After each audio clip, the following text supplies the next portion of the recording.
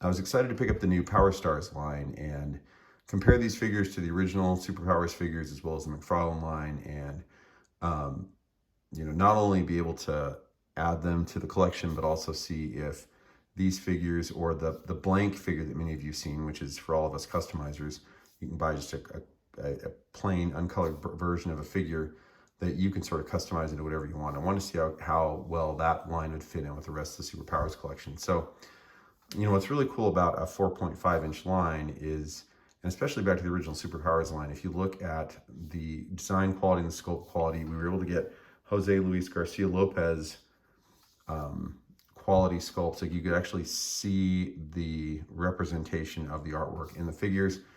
And that's probably the sort of the biggest scale we were able to see that in, or maybe the smallest scale we were able to see that in, without just losing detail. We got down to 3.75. Sculpt quality wasn't there yet, but at 4.5, we got pretty decent sculpt quality, even back in the 80s. So the underrated thing about that 4.5-inch scale is that it's still small enough to be able to have very high quality sculpts, but it's small enough, large enough to have high quality sculpts, but small enough where you can world build. You can have playsets, you can have vehicles. So a very cool line, and I'm not sure how Boss Fight Studios is able to get the license for this. I can't imagine they're very in demand at this point, but still a cool thing to be able to add to your collection. So of course you get three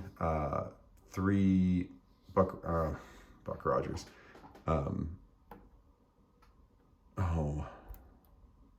Flash Gordon. Sorry, you get 3 Flash Gordon figures, and you get a Phantom figure.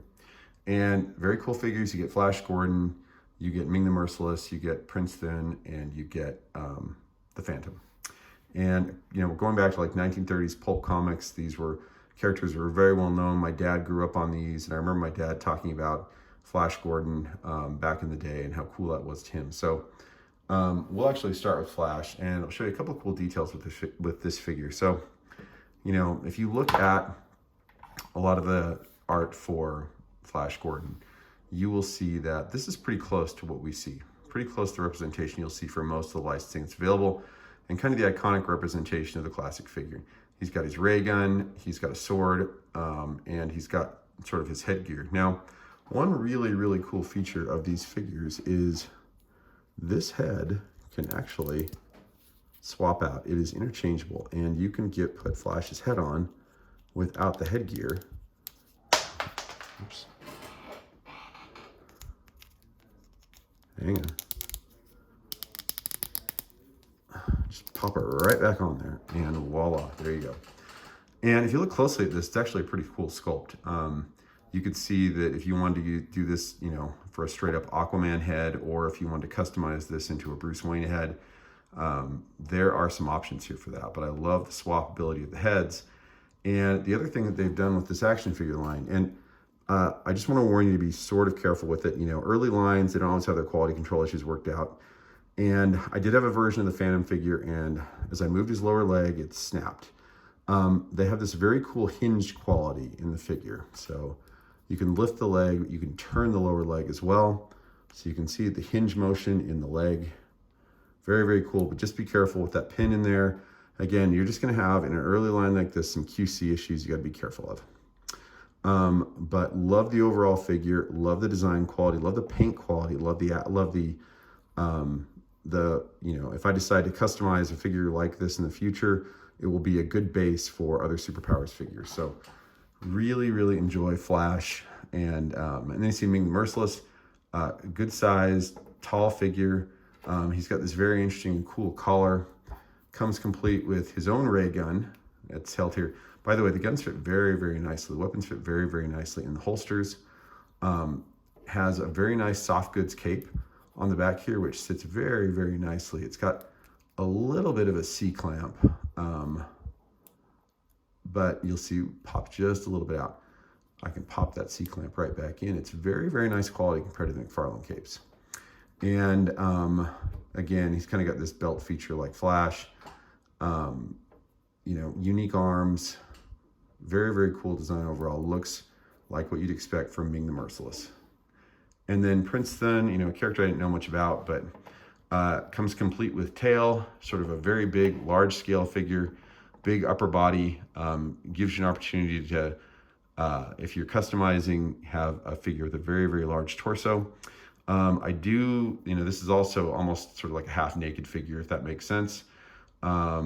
So he has feet. He actually has feet, and the feet, they do have some, I actually didn't notice this until right now. I don't know if you can see this or not, but he has very long, almost claw-like toenails. Let's see if his fingers have long fingernails. Yeah, they do. They have fingernails, it looks like. But very, very cool. Again, you can twist the leg. You can turn it at the knee, and, head movement. Head can come off very nicely. So you get some very, very cool customizability here with these figures. And then lastly, the Phantom, very cool figure. I love the look of it, except, as we all know, we do not like the shorts. Those blue and black shorts, I really need to get stands one day, but these blue and black shorts, not my favorites. He does come with 2 holsters, and as you can see, his weapons. He has 2 guns. He has the ring on each finger, or each hand, middle finger of each hand. And he has the very cool sort of Phantom belt buckle. So love the design sculpt, the design quality, and love the accessories that come with this. And again, it throws me back to another time. And these pulpy heroes, they fit very, very nicely with the Superpowers figures. So I'll show you a couple of examples here just so you can see how they all fit.